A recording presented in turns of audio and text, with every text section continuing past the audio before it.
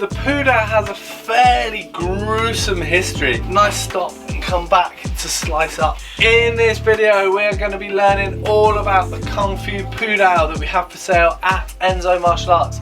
We're going to be learning about what it is, why it is the way it is, what styles use it, and at the end of the video I'm going to show you a few techniques just to get you started with the Pudao.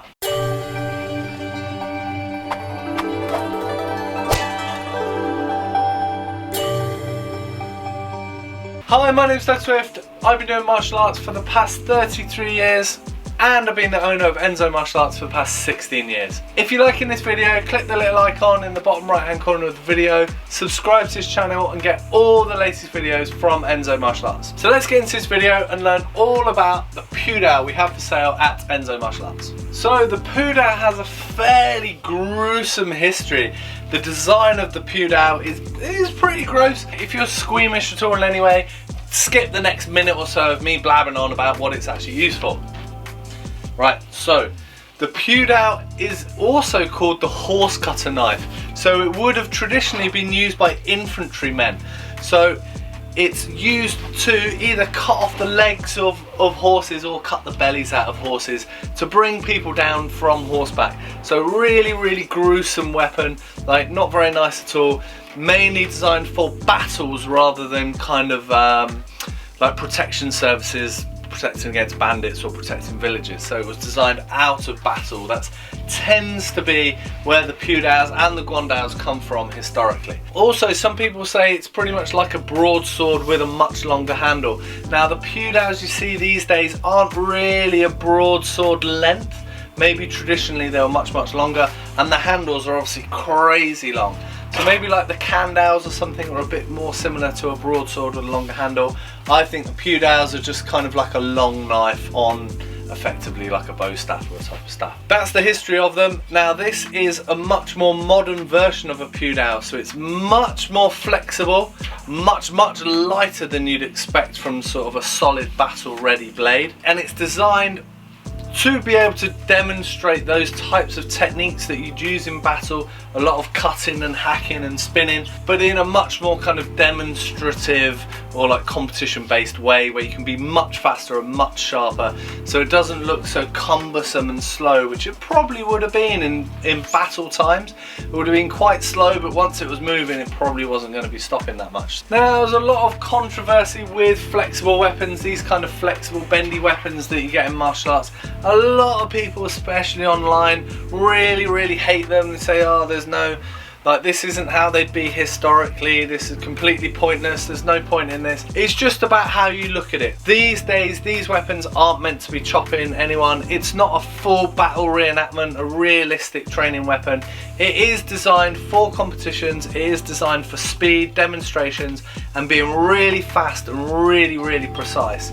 That's what they're designed for. The battle ready ones do exist. They're quite hard to get. Chinese battle ready stuff these days is very difficult, but it is around if you look for it. The point of these is to be fast and look like really flashy and really sharp in competitions and demos. Now the Pudaos we get at Enso Martial Arts are pretty consistent. The blade is nearly always the same.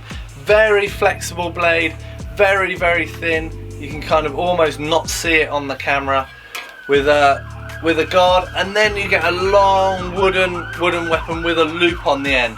Now that's the easiest way to distinguish between a Guan Dao and a Pudao. Pudaos don't have any fancy shape, it is just like a kind of short broadsword, and they always have a ring on the end, whereas Guan Daos always have a spike. So yeah, top tip for distinguishing between the two. Now you do sometimes get the shafts that are maroon, so you might get a maroon shaft, you might get a wooden shaft.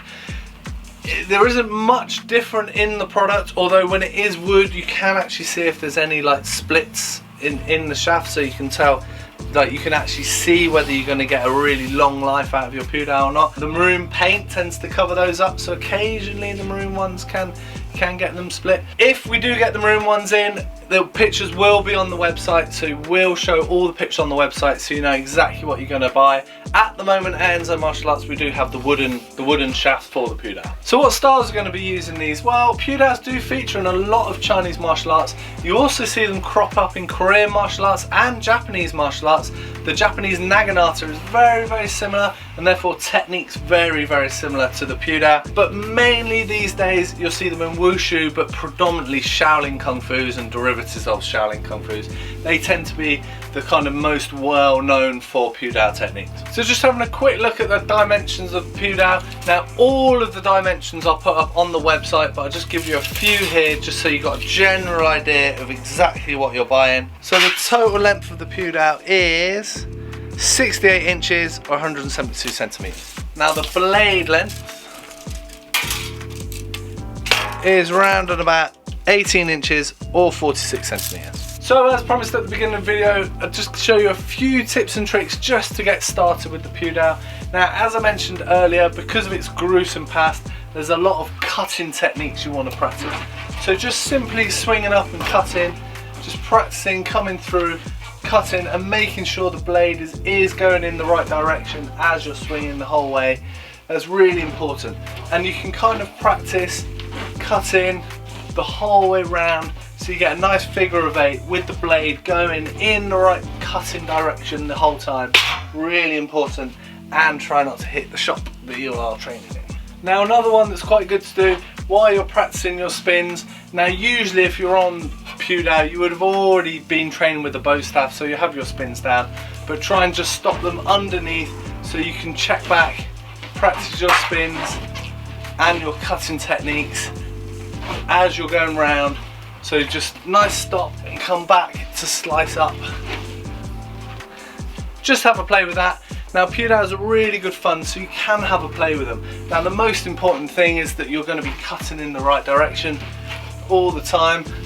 You want that blade cutting, but you can just practice spinning them round, stopping, changing direction, and have a good play with it. Thanks very much for watching. I hope you learned loads about Pudao for Kung Fu that we have for sale at Enso Martial Arts. If you like this video, click the little icon in the bottom right hand corner of the video, subscribe to this channel and get all the latest updates from Enso Martial Arts. Thanks very much for watching and I'll see you soon. Cheers!